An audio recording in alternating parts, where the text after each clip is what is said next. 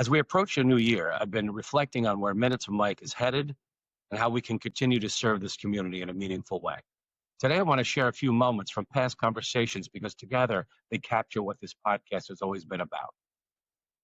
We heard that storytelling is the backbone of communication and connection, that real innovation often starts with unconventional questions and ideas, that in a world driven by TikTok, Instagram, and social commerce, gifting and sampling remain powerful tools, that gifting is evolving, becoming part of loyalty, referrals, and shared experiences between consumers, and that growth multiplies when it's shared. A connected community can build something stronger than any one business alone. At PIMS, this is what we believe in: celebrating storytelling, making space for unconventional ideas, translating values into meaningful gifting programs, helping brands connect with consumers, and most importantly, curating a community in the CPG space.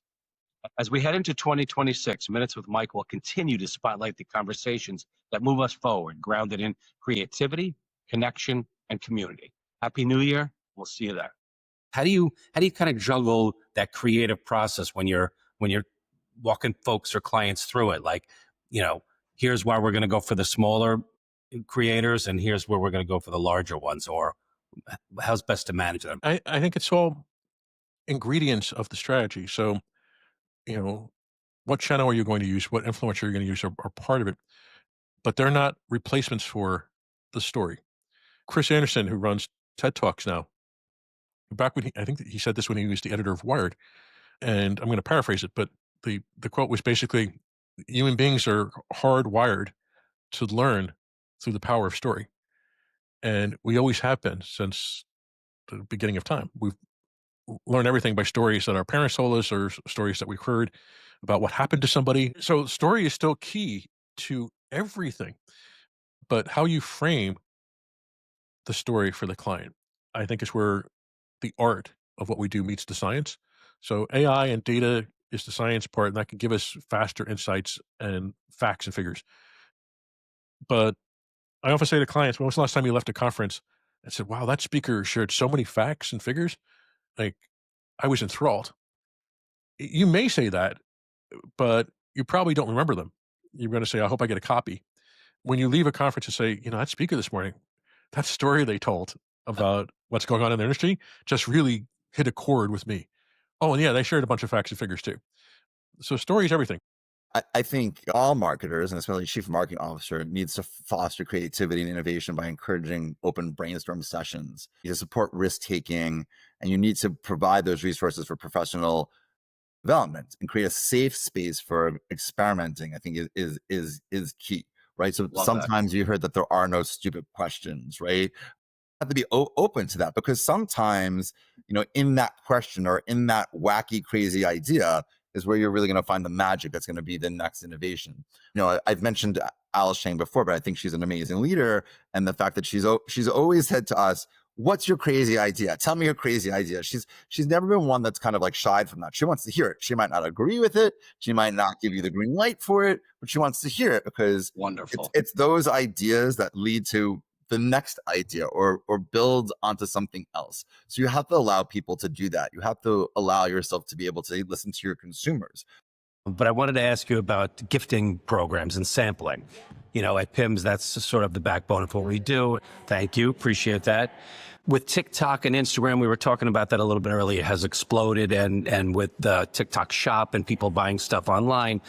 And because of, them wanting to sort of spread their wings and buy different things at different times in different sizes, how important is that influencer gifting, or that, those sample programs that people put together to give people the idea of, hey, this is our new fragrance that we're launching, or we've rebranded this fragrance, or that's gone away, but this is 2.0. Right. I still think the gifting, I've done a lot of gifting suites too, where I've done product directly to influencers and so I think there is nothing more important than getting your product into the hands of the consumer, tastemaker, influencer. I think it's critical to the business. I think it's fun. I think it opens avenues that it's a little hard to follow where it goes, but I think the value is great. You can't measure in a cost perspective because unless it, drives exorbitant sales because you handed something out on this day and you gave a code and it has to go on that day. And that's the only way, I think, to measure a hard ROI number. But in terms of seeding the market, in terms of marketing, in terms of reaching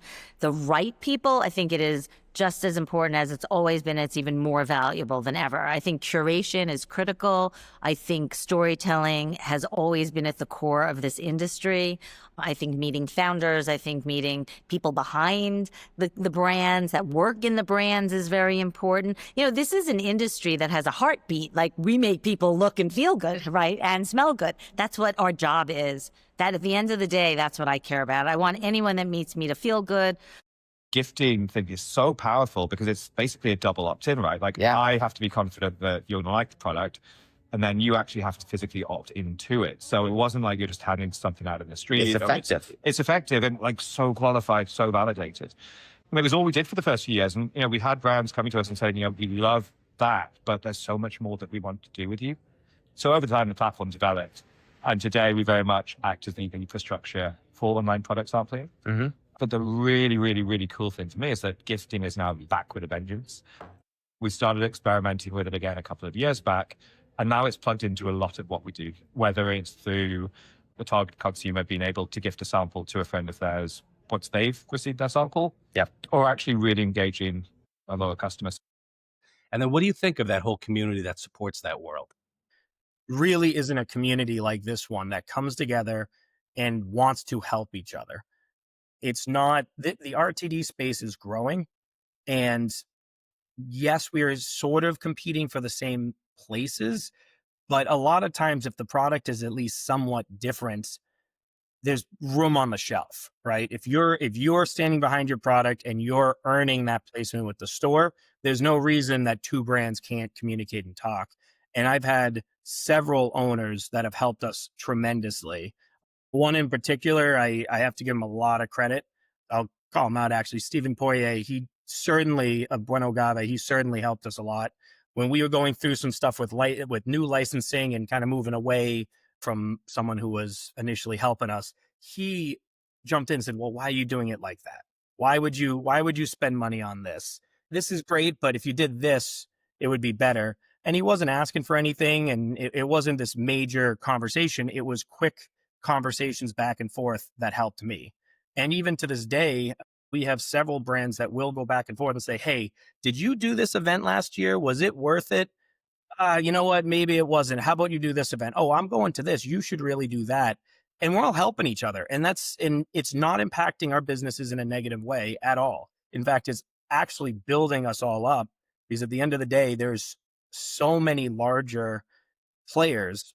We're not competing for that market space.